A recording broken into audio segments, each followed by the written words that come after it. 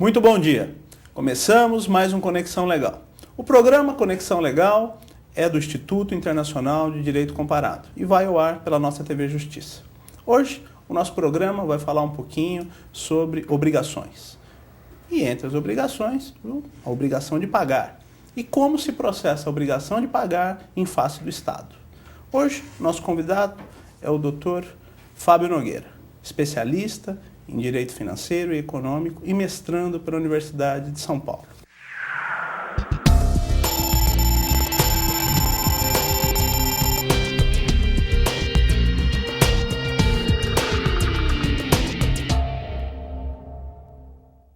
Fábio, muito prazer. Prazer. E muito obrigado. Obrigado, gostaria de agradecer aqui a oportunidade e falar um pouquinho sobre a execução, como se processa a execução contra a Fazenda Pública. A nível global. A nível global, né? E fazer um comparativo aqui com o sistema no Brasil de pagamento de débito em face do Estado. Primeira pergunta, Fábio. Isso se processa porque no Brasil nós temos uma ideia um pouco contrária do que seja um efetivo pagamento. Porque o precatório parece que acontece tudo no sistema de precatório brasileiro, menos o efetivo pagamento. Isso se processa no mundo inteiro ou não? Não, na verdade a forma precatório, isso nós vamos explicar no decorrer aqui da exposição, mas a forma precatório, até o ministro José Delgado explica, é a forma tupiniquim, né? Só tem no Brasil essa estrutura de precatório requisitório, ou seja, se expressa um ofício para o presidente do tribunal. Fora, nos países onde tivemos a oportunidade de analisar, não se processa dessa maneira, o sistema é diverso, né? Mas existem uns requisitos comuns em todos os ordenamentos. Por exemplo, nos Estados Unidos? Nos Estados Unidos, como funciona? Ocorre a dívida, né, do Estado por N razões alimentar, como no Brasil, a questão de responsabilidade civil também se processa. E suponhamos que um cidadão tenha um débito, um crédito com o Estado. Nos Estados Unidos, o Estado não é obrigado a pagar isso. E lá eles usam um princípio que é a imunidade de soberania, desculpe. E esse princípio força que se o Estado não reconhecer o débito, ele não é obrigado a pagar. Mas mesmo diante de um processo devidamente instaurado na Justiça? Exatamente. Ou seja, a soberania ultrapassa até o Poder Judiciário? Exatamente. A soberania ultrapassa até o Poder Judiciário. Eles mantêm esse entendimento e é um princípio, né, de imunidade de soberania, onde se não reconhecido o débito efetivo, não se pode forçar o Estado ao pagamento.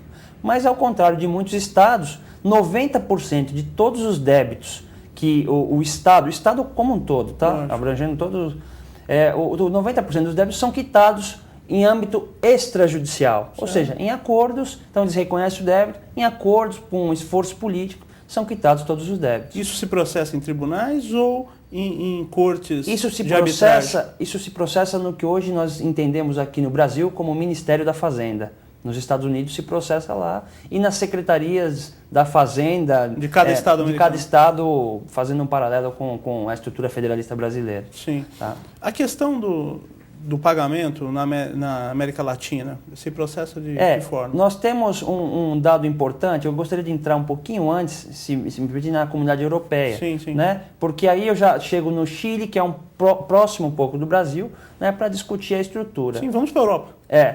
Na Europa, nós temos a Espanha. A Espanha tem também, e todos os países, eu tenho que fazer essa observação, não se permite, ao contrário da execução contra o particular, que seja escutido os bens, ou seja, a execução forçada, em todos os países há a execução indireta, ou seja, meios de obrigar o Estado a pagar, não subrogar-se no direito do Estado, ou seja, não se pode penhorar bens públicos para pagamento de débitos.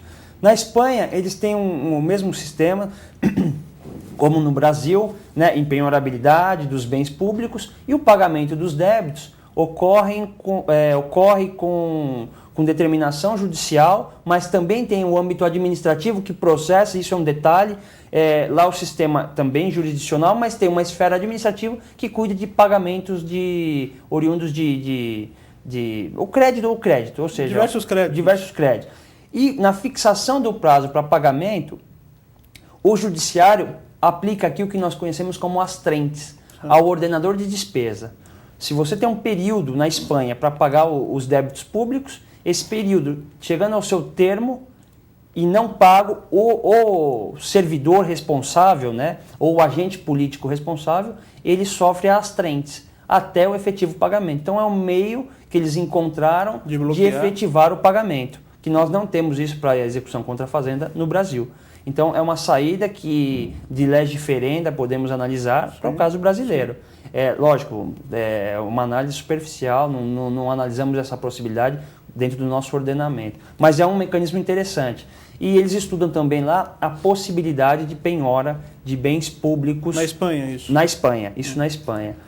Já partindo para a Alemanha, que também teve um estudo, ela como se fosse apesar de não ter o princípio da soberania, a imunidade de soberania, na Alemanha é o seguinte: se processa perante o judiciário, salvo se o Estado não quiser pagar. Na maioria das vezes o Estado quita. Então não é um processo... Não há dívidas recorrentes. Não há dívidas recorrentes. Na Constituição Portuguesa, nós temos bem salientado não o sistema precatório como no Brasil. E aqui tenho que fazer um parênteses para informar que, salvo Chile e Brasil, o restante dos países que tratam de execução de débitos contra a fazenda, contra o Estado, não tem estatura constitucional. É tratado inteiramente por lei infraconstitucional às vezes... Quando tratado. Quando tratado, exatamente, quando tratado. Então, Brasil e Chile têm essa estatura constitucional, o restante dos países não. Então, na Alemanha se processa da mesma forma, você não precisa... normalmente é resolvido, é efetivado o pagamento no âmbito extrajudicial. Em Portugal também, da mesma forma, não tem... vige aqui, apesar da história do precatório no Brasil vir das ordenações manuelinas e filipinas, em Portugal não entra no patrimônio público, é processado da mesma forma, não tem muita diferença, ou seja, é um problema recorrente. Agora vamos voltar para a América do Sul. Isso, agora aqui